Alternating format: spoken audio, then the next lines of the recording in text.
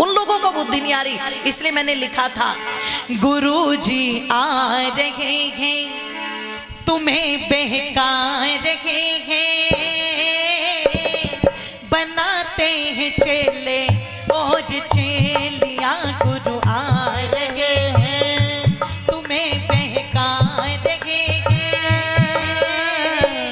बनाते हैं चेले और चेलियां, गुरु आ रहे हैं।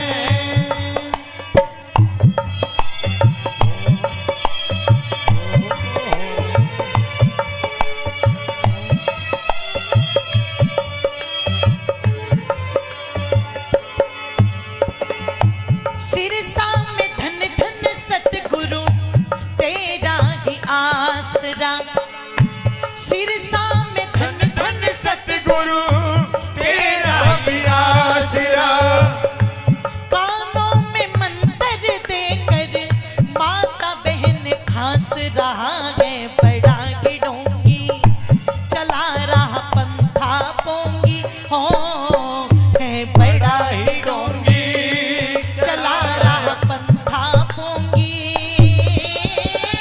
लगता है छली कपटी खेली, अरे गुरु आ रहे हैं तुम्हें बहका रहे हैं, बनाते हैं चेले और चेलियां, गुरु आ रहे हैं तुम्हें बहका रहे हैं, बनाते हैं चेले और चेलियां, गुरु आ रहे हैं। घर में समस्या हो तो निर्मल बाबा आ रहे, घर में समस्या हो तो निर्मल बाबा आ रहे, सबको समोसे जलेबी खाना बता रहे, कहे कृपा आती जो चटनी खाई जाती, हो कहे कृपा आती जो चटनी खाई जाती, भट्टे वाला बन गया है पहेलिया, गुरु आ रहे हैं तुम्हें बहका रहे हैं, बनाते हैं चेले और चेलियां, गुरु आ रहे हैं तुम्हें बहका रहे हैं, बनाते हैं चेले और चेलियां, गुरु आ रहे हैं। ओ,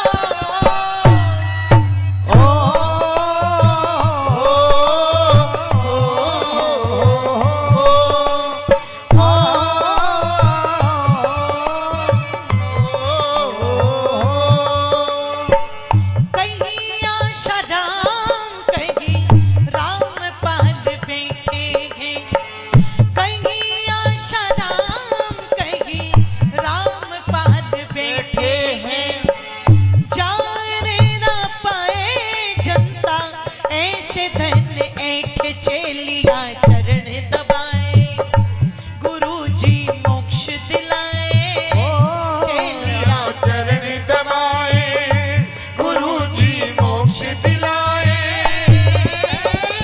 सत्यानाश सत संग का हो लिया, गुरु आ रहे हैं तुम्हें बहका आ रहे हैं, बनाते हैं चेले और चेलियां, गुरु आ रहे हैं तुम्हें बहका बनाते हैं चेले और चेलियां, गुरु आ रहे हैं। गुरु कहलाता है जो सत्य का प्रचार करे, गुरु कहलाता है जो सत्य का प्रचार करे, पाखंड का नाश करके देश का सुधार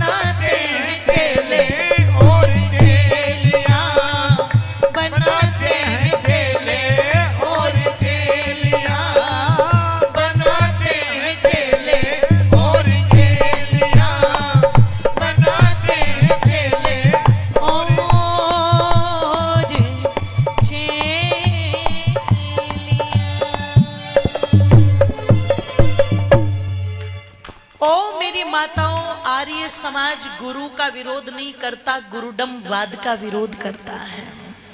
जो बहकाने का काम करते हैं, जो ये कह देते हैं धीरे से कानों में कि काना बाती चुर और तू चेली में गुर। ये मंत्र जो हमने तुझे दे दिया, इसे किसी को बताना मत। अरे बोले बता दिया तो क्या होगा कि पति पर खतरा मंडरा जाएगा।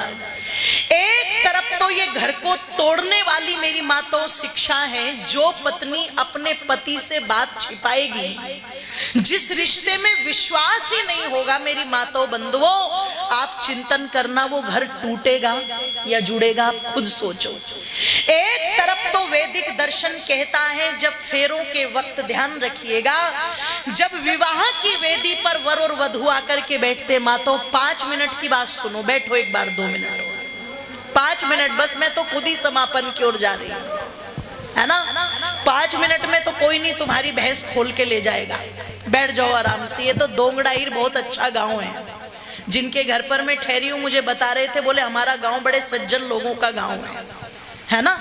तो आइए सज्जनता दिखाइए थोड़ी देर। निवेदन कर रही थी मेरी माताओं आपके सामने, विवाह की वेदी पर बैठा करके एक बात कही जाती है, मम चित्तम अनुचित्तम ते हृदय दधामी।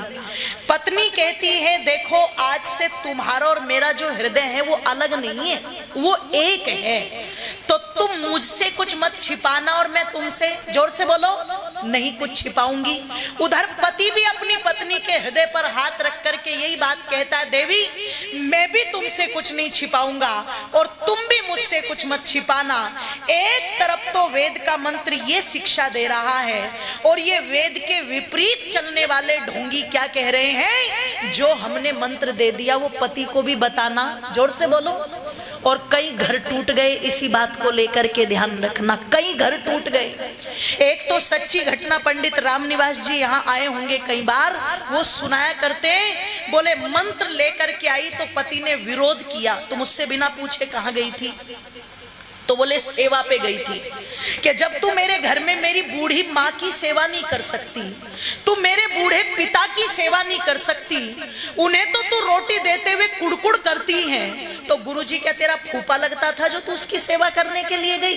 अरे तुझे सेवा करनी तो तू अपने घर में कर, तुझे बाहर जाकर के सेवा करने की जरूरत क्या है? तो क्या बोली, खबरदार अगर मेरे गुरु के लिए कुछ बोल दिया तो मैं जाऊंगी, क्योंकि तन मन धन सब गुरु के अर्पण।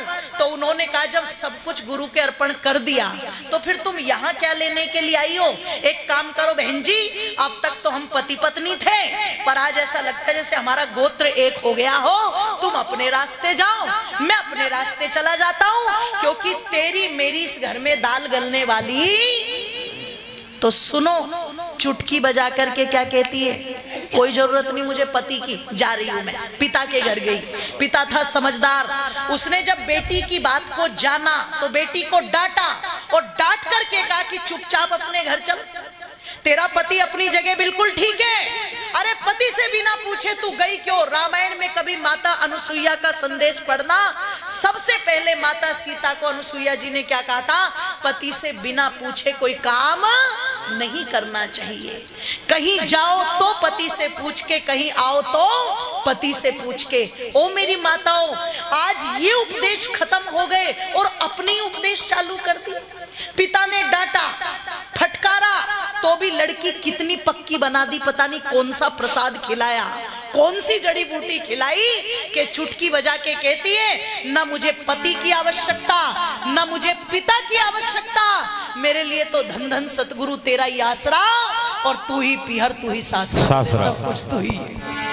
आप विचार करो, इससे बड़ा पाखंड और क्या होगा? एक तरफ तो ये हैं जो घर तोड़वा रहे, और एक तरफ ऋषि दयानंद थे जिनके पास एक महिला उपदेश लेने आई, तो ऋषि ने क्या कहा, बहन घर चली जाओ, अपने पति को भेजना, हम उन्हें उपदेश करेंगे और वो तुम्हें बताएंगे। निवेदन आप लोगों के मध्य में कर दो मेरी माताओं, एक ढोंगी पाखंडियों ने वेश्या भेज दी सजा धजा करके कि जा ऋषि दयानंद का धर्म भ्रष्ट कर और हम उसे बदनाम करेंगे। पर जिस कमरे में वो वेश्या थी, जब वहां ऋषि दयानंद को भेजा गया, गए ऋषि दयानंद, छल था, कपट था, पता नहीं था ऋषि दयानंद को, पर जब कमरे में पहुंचे और घुंघरू की आवाज सुनी तो ऋषि दयानंद के मुख से क्या निकला, मां कौन हो तुम और क्या लेने के लिए आई हो? वेश्या फूट फूट के रोने लगी, आज तक तो लोग मुझे भद्दे भद्दे नामों से पुकारते थे, पर जीवन में इतने बड़ा सन्यासी जिसने मुझे मां कहकर के संबोधित किया, अरे इतना सम्मान मुझे जीवन में पहली बार मिला। दिन में बता रहे थे, एक ने पैर छू लिए तो ऋषि दयानंद 3 दिन तक यमुना के जल में रहे थे। और बस ये बात कहकर के वाणी को विराम कि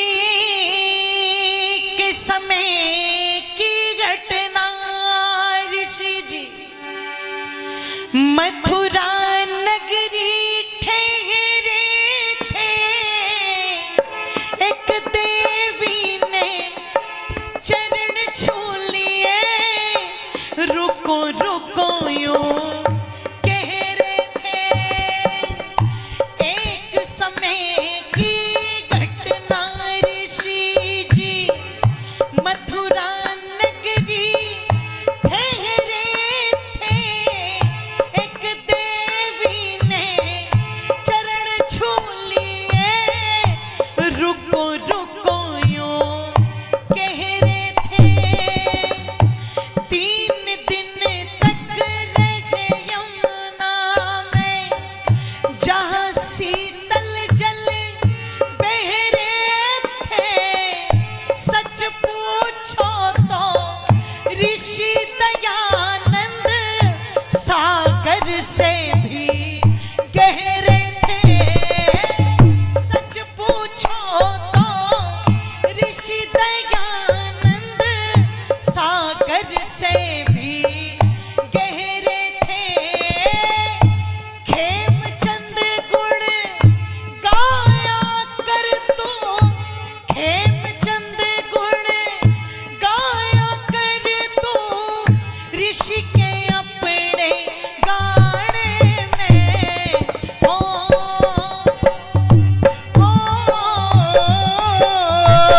चरित्र और आचार्य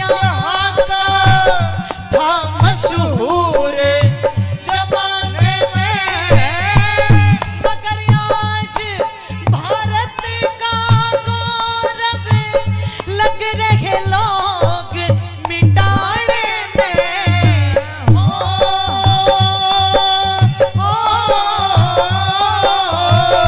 चरित्र और आचार्य था मशहूर जमाने में, मगर आज भारत का गौरव लग रहे लोग मिटाने में।